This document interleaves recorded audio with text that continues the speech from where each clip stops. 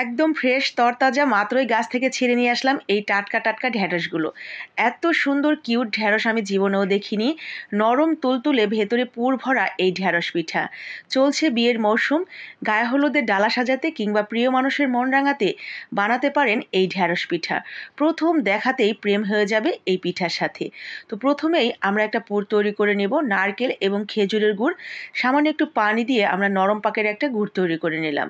খেজুরের গুড় দিলে খুব একটা এলাচ দিতে হয় না, দিলেও কোনো সমস্যা নেই, তো আজকে আমি দেইনি।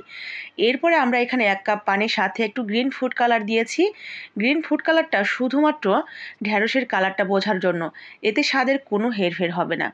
স্বাদ মতো লবণ দিয়ে পানিটা ফুটে উঠলে দিয়ে দিলাম আতপ চালের গুঁড়া। ভালো করে একটা ডো বানিয়ে নিয়েছি।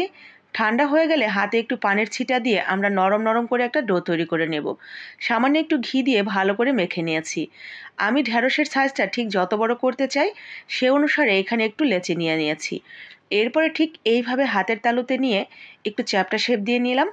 এখন যে পুরটা বানিয়ে রেখেছিলাম সেটাও একটু লম্বাটে করে ঠিক এইভাবে আমরা মাঝখানে বসিয়ে দিয়েছি। এখন দুই পাশে থেকে এইভাবে এনে জয়েন করে দিলেই কিন্তু ভেতরের পুরটা আর বেরিয়ে আসবে না। এরপরে হাতের তালুতে নিয়ে জাস্ট এইভাবে আমরা একটু ঘুরিয়ে এইটাকে একটা শেপ দিয়ে নিলাম লম্বাটে। এরপরে ঢ্যাঁড়সের বোটার দিকটা বোঝানোর জন্য আমরা আঙুল দিয়ে ঠিক এইভাবে চেপে চেপে বানিয়ে দিয়েছি। এটা খুবই সহজ বানানো। তো ঠিক এইভাবে আমরা ঢ্যাঁড়সের শেপটা দিয়ে নিব।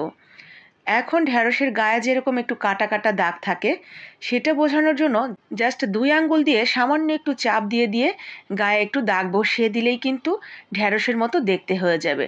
ঠিক যেমনটা দেখতে পাচ্ছেন আমি যেমনটা ভিডিওতে দেখাচ্ছি, ঠিক এইভাবে আমরা 3টা 4টা শিট দিয়ে দিব, তাহলে কিন্তু হয়ে যাবে একদম হুবহু দেখতে ঢ্যাঁড়সের মতো। খুবই সহজ এই পিঠাটা তৈরি করা, তবে একেবারে ইউনিক একটা পিঠার ডিজাইন বলে এটা কিন্তু যে কারো নজর কাড়বে প্রথম দেখাতেই।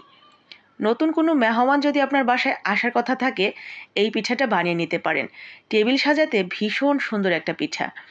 এখন আমরা 15 মিনিটের মতো ভাপে দিয়ে সিদ্ধ করে নেব। এরপরে নামিয়ে গরম গরম পরিবেশন। এটা সিদ্ধ করার পর কালারটা আরও অনেক বেশি চকচকে এবং শাইনি হয়ে গেছে। চলেন এখন দেখি এটা কতটুকু নরম হয়েছে এবং ভেতরের পুরটাই বা দেখতে কেমন হয়েছে। এটা দেখতে যতটা নজর কাড়া, মাশাআল্লাহ এই পিঠাগুলো খেতেও কিন্তু অনেক মজার। যারা তেলে ভাজাভুজি জিনিস খুব বেশি খেতে পছন্দ করেন না তারা এই পিঠাগুলো খেতে পারেন। সিদ্ধ পিঠা, কোনো তেলের কোনো ঝামেলা নেই, আর বানাতেও তেমন কোনো খরচও নেই। তো এই তো দেখতেই পাচ্ছেন নরম তুলতুলে ভেতরে পুর ভরা কিউট ঢ্যাঁড়স পিঠা। আজকে ঢ্যাঁড়স পিঠাটি আপনার কাছে কেমন লেগেছে জানি না, সেটা জানানোর জন্য কমেন্ট বক্স অবশ্যই রয়েছে। সেই সাথে লাইক কমেন্ট শেয়ার করে দিবেন, ভালো লাগলে বাকিরাও বানাবে।